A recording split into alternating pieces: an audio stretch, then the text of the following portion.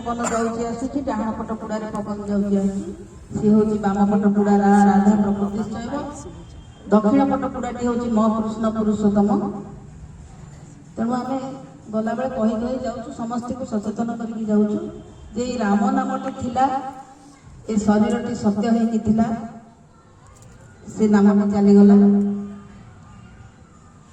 ए शरीर मिथ्या हो गला नौ पंचभूत मिसाई देवाई जो पंचभूत से तैयारी दिने सत्यर परिणत होता पंचभूत मिसाई देवाई नहीं जाऊँ आई गोटिक हूँ हरिंकर नाम ये शरीर तैयारी होगा समय जो समय माँ पेटर आम तैयारी हेलु अंकुरित हेलु से समय ये नामटी ता मध्य प्रकाशित है आउ जो दिन आम शरीर त्याग कलु जो दिन से नामटी चलीगला से दिन आम मिथ्या हो गलु आम शरीर मिथ्या हो गला आम जिते जहाँ जिनस थिला सब मिथ्या हो गला सब रहीगला आम चलीगलु आउट आमको देखा मिलला तेणु आम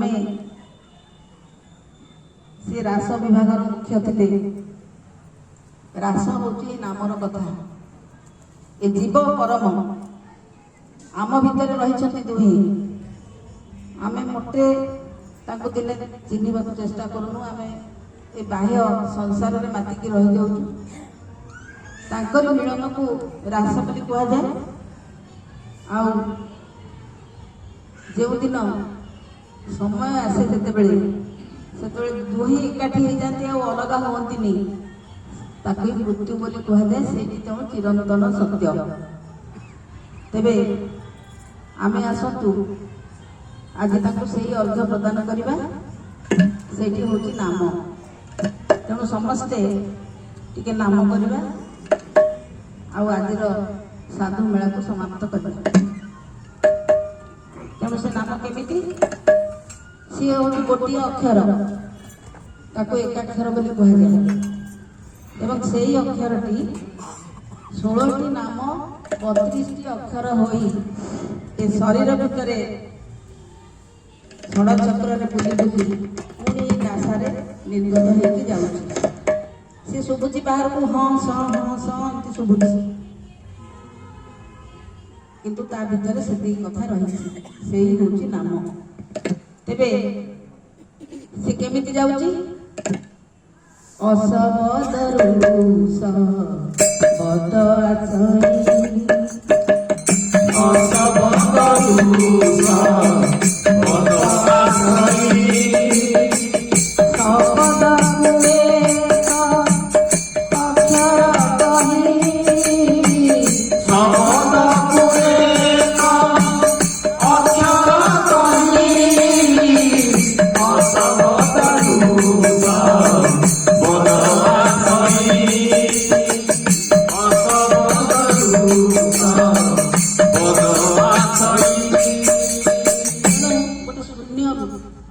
निशब्द स्थान सी तल को खसुंट मु मो माँ को गर्भर अंकुरित होगा जाऊँगी से मोर चिन्ह वर्ण कि ना यही समय तांकर इच्छा है जे मो माँ को गर्भर अंकुरित हेबी इच्छा हेबार सी से निशब्द स्थान तल को खसिले से शून्य अविनाशी ब्रह्म जहाँकर रूप ना गुण ना जी होती अरूप निर्गुण सी ऊपर तल को खसिले कारण ताकर इच्छा है से रूप धरवे जिते तल को खसिले से कौन है से गोटे अशब्द परिणत हेले निशब्द गोटे अशब्द बा शून्य गोटे अण अक्षर परिणत हेकि तल को खसिले ताकू शब्द मु कहि पारुनी कि किछि शब्द नहीं बोली भी कहि पारुनी ताकू मु शून्य बोली कहि पारुनी कि रूप बोली भी धरि पारुनी एमती कि तल को खसिले कौन है ना गोटे शब्द सृष्टि है से शब्द से शब्द गोटे अक्षर से गोटे शब्द ଏବଂ ଗୋଟିଏ ଅକ୍ଷର, ତେଣୁ ତାକୁ ଏକାକ୍ଷର ବୋଲି କୁହାଗଲା। ସେ ଏକାକ୍ଷରଟି ପୁଣି କଣ ହେଲା? ଏକାକ୍ଷରରୁ ଚତୁର୍ଦ୍ଧା ମୂରତି, ଏକାକ୍ଷରରୁ ଚତୁର୍ଦ୍ଧା ମୂରତି, ହରେ ରାମ କୃଷ୍ଣ ଶ୍ୟାମରେ ହରେ ରାମ କୃଷ୍ଣ ଶ୍ୟାମରେ ଶ୍ରୀ, ଏକାକ୍ଷର ରୂପ ମୂରତି, ଏକାକ୍ଷର ରୂପ ତୁଲା ମୂରତି। ଗୋଟିଏ ଅକ୍ଷର ତଳକୁ ଖସିବା ପାଇଁ କଣ ହେଲା ନା ହରେ ରାମ କୃଷ୍ଣ ଶ୍ୟାମ ଏମିତି ଚାରୋଟି କଥାରେ ପରିଣତ ହେଲା। ସିଏ ହେଲେ ଆମର ମୁଖ ନାସା ଚକ୍ଷୁ କର୍ଣ୍ଣ। ଏ ପିଣ୍ଡରେ ଆମେ ତାଙ୍କୁ ଖୋଜିଲେ ସିଏ ହେଉଛନ୍ତି ଆମ ମୁଖ ନାସା ଚକ୍ଷୁ କର୍ଣ୍ଣ। ଆଉ ତାଙ୍କୁ କହନ୍ତି ଅବନା ବୋଲି। ସେ ଚାରୋଟି ଖୁଣ୍ଟ ହେଇ ରହିଗଲେ, କାରଣ ସେ ଖସୁଛନ୍ତି, ତାଙ୍କୁ ଷ୍ଟେ ଦେବାକୁ ପଡିବ। ମୋ ମାଙ୍କ ଗର୍ଭରେ ସେ ପହଞ୍ଚିବାକୁ ଯାଉଛନ୍ତି। ତେବେ ସେ ଚାରୋଟି ଖୁଣ୍ଟ ହେଲେ ହରେ ରାମ କୃଷ୍ଣ ଶ୍ୟାମ। ତାପରେ କଣ ହେଲା? ଏ ଚତୁର୍ଦ୍ଧା ମୂର୍ତ୍ତି ହେବା ପରେ ହଂସ ସଂଗେନି ଚାରି ଅକ୍ଷର, ହଂସ ସଂଗେନି ଚାରି ଅକ୍ଷର,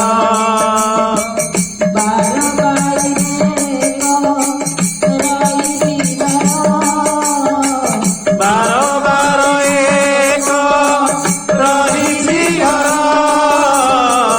ହଂସ ସଂଗେନି ଚାରି ଅକ୍ଷର, ହଂସ ସଂଗେନି ଚାରି ଅକ୍ଷର। କଣ ହେଲା?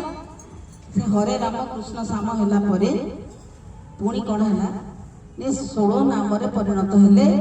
ଆଉ ହମ ସହ ସହ ହେଇକି ଆମ ନାକ ପୁଡାରେ ବହିବାକୁ ଲାଗିଲେ। ଏତକ ହେବା ପରେ ଆମେ ପୂର୍ଣ୍ଣାଙ୍ଗ ରୂପ ଧାରଣ କଲୁ ମାତାଙ୍କ ଗର୍ଭରେ। ତେଣୁ ଏଇ ହଉଛି 16 ନାମ 32 ଅକ୍ଷର। ଏଇ ହରେ ରାମ କୃଷ୍ଣ ଶ୍ୟାମ ଆକୁ ଧରି 16ଟି ନାମ ସୃଷ୍ଟି ହେଲା। ଆଉ 12ଟି କଥା ତା ଦେହରେ ଯୋଡି ହେଇଗଲା। ଆଉ ଆମେ ପୂର୍ଣ୍ଣାଙ୍ଗ ରୂପ ଧାରଣ କଲୁ ଗୋଟିଏ ଜୀବ ଭାବରେ। ତେବେ ଏ ଜୀବର ଗୋଟିଏ ମାତ୍ର ସମ୍ପତ୍ତି ରହିଛି। ମୁଁ ଏଇନା ଆପଣଙ୍କ ପାଖକୁ ଯିବି, ଗୁଡ଼ାଏ ମିଠା ଧରିକି ଗୋଟେ ଦୋକାନକୁ ଯିବି, ଆପଣଙ୍କୁ ଦେଖା କରିବାକୁ ଦେଇଛି। ତାଙ୍କ ପାଖକୁ ଗଲେ ତାଙ୍କ ପୁଅ ବାହାଘର ହଉଛି, କିଛି ସୁନା ଅଳଙ୍କାର ଟଙ୍କା ଧରିକି ଗଲେ ତା ବୋହୂକୁ ଦେବା ପାଇଁ। ମୋ ଭାଇଙ୍କ ଘରକୁ ଗଲି, ତାଙ୍କ ଘରକୁ କିଛି ବସ୍ତ୍ର ଧରିକି ଗଲି ତାଙ୍କୁ ଦେବା ପାଇଁ। ଏ ସବୁ ହଉଛି ବାହାରର ଜିନିଷ। ମୋ ପାଖରେ ଥିବା ଜିନିଷ କଣ ରହିଛି? ମୁଁ ଠାକୁରଙ୍କ ପାଖକୁ ଆସିଛି, ଗୁଡ଼ାଏ ଫୁଲ ଭୋଗ ଧୂପ ଦୀପ ଧରିକି ଆସିଛି। ଏ ସବୁ ତ ଏ ପ୍ରକୃତିରେ ତିଆରି ହେଇଛି। ଗୋଟେ ଗଛ ଗୋଟେ ଯିବ, ତାର ଦେହରେ ଫୁଲ ଫୁଟିଛି। ଭୋଗ ତିଆରି ହେଇଛି ଯୋଉଥିରୁ, ସିଏ ବି କୋଉଥିରୁ ତିଆରି ହେଇଛି। ଏ ସବୁ କିଛି ମୋ ଜିନିଷ ନୁହେଁ। ମୋ ଜିନିଷ କେବଳ ମୋ ପାଖରେ ଗୋଟିଏ ଜିନିଷ ମୋ ନିଜସ୍ୱ ରହିଛି, ସେଠି ହଉଛି ମୋ ନାମ। ତେଣୁ ଆମ ପାଖରେ ଏବେ ଯେତେ ଯିଏ ବସିছে ଏଠି, ଆମ ପାଖରେ ନିଜସ୍ୱ ଜିନିଷ କେବଳ ଗୋଟିଏ ମାତ୍ର ରହିଛି, ତା ନାଁ ହଉଛି ନାମ। ସେଇଠି ହଉଛି ନାମ। ନାମ ଥିବାରୁ ମୁଁ କଥା କହୁଛି। ନାମଟି ଥିବାରୁ କାୟା ରହିଛି, ନାମଟି ଥିବାରୁ କାୟା ରହିଛି, ଜ୍ୟୋତି ସ୍ୱରୂପେ ସଂସାରେ ଖେଳୁଛି, ଜ୍ୟୋତି ସ୍ୱରୂପେ ସଂସାରେ ଖେଳୁଛି, ନାମଟି ଥିବାରୁ କାୟା ରହିଛି, ଜ୍ୟୋତି ସ୍ୱରୂପେ ସଂସାରେ ଖେଳୁଛି,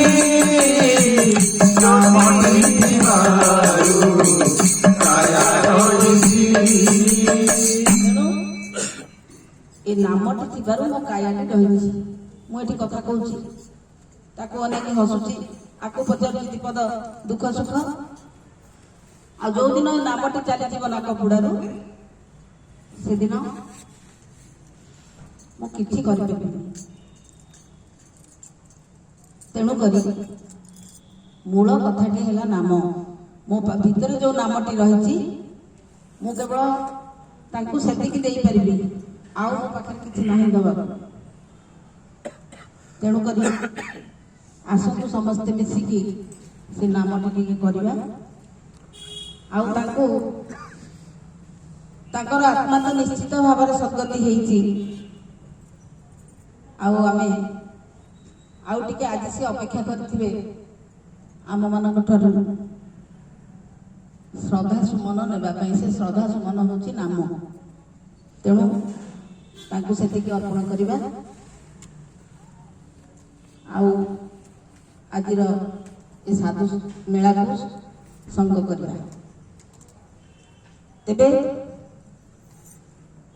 ସେ ନାମଟି କେମିତି?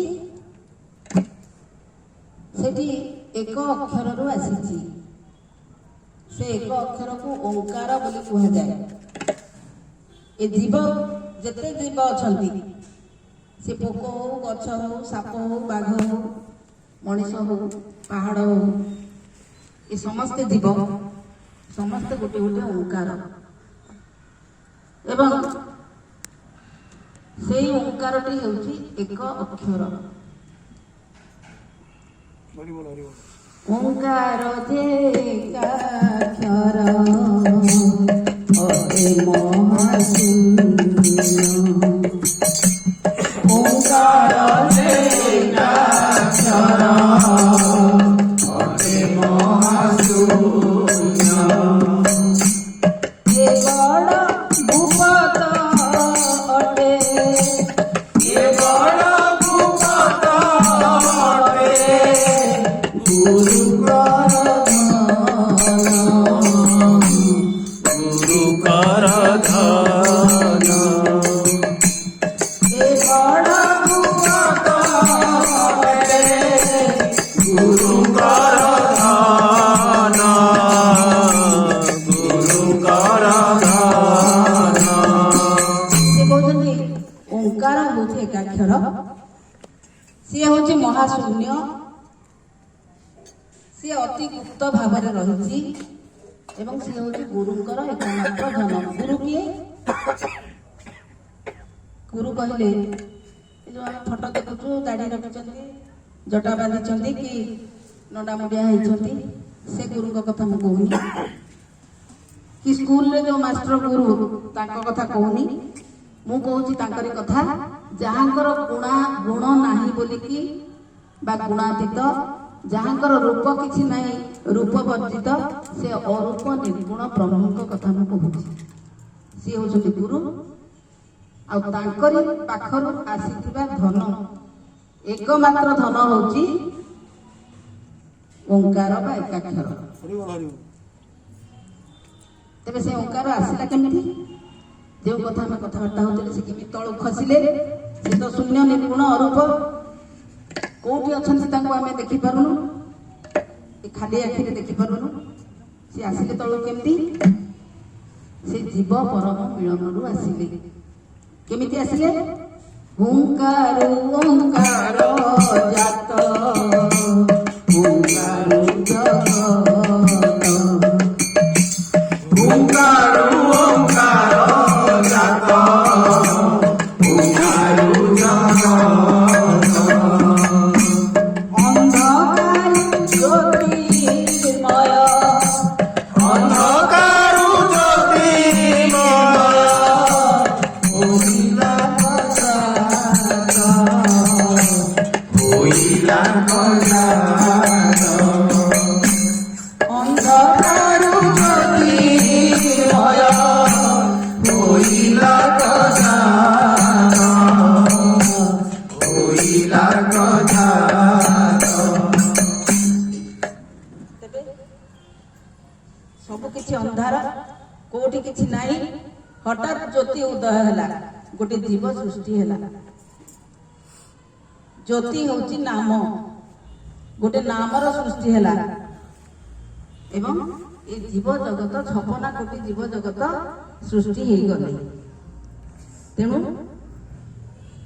ସେଇ ଓଙ୍କାରରୁ ଏକାକ୍ଷରରୁ ଏ ନାମଟି ଆସିକି ମୋ ଭିତରେ ସଞ୍ଚାରିତ ହେଉଛି ବୋଲି ଆମେ ସର୍ବପ୍ରଥମେ ସେ ଓଙ୍କାରକୁ କହିବା।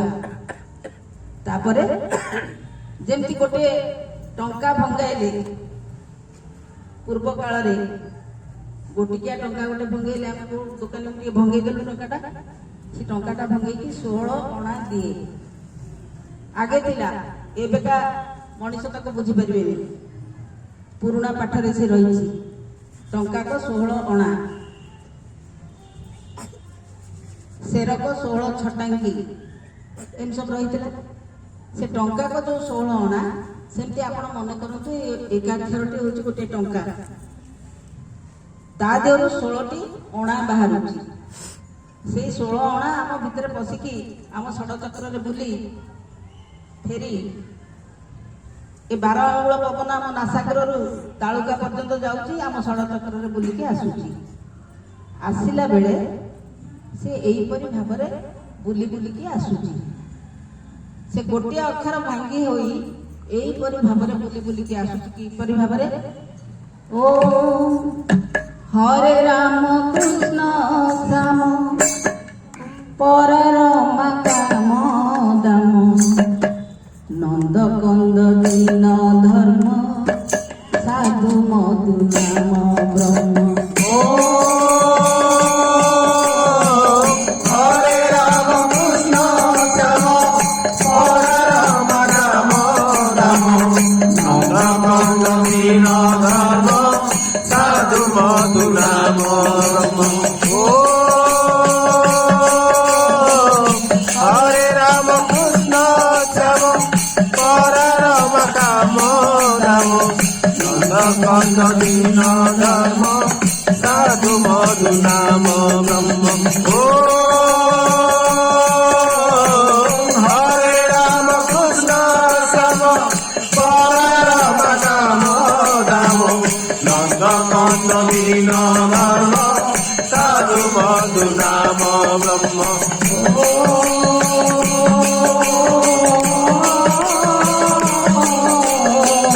ହରେ ରାମ କୃଷ୍ଣ ଶ୍ୟାମ ପରରମା କାମ ଦାମ ନନ୍ଦ କନ୍ଦ ଦୀନ ଧର୍ମ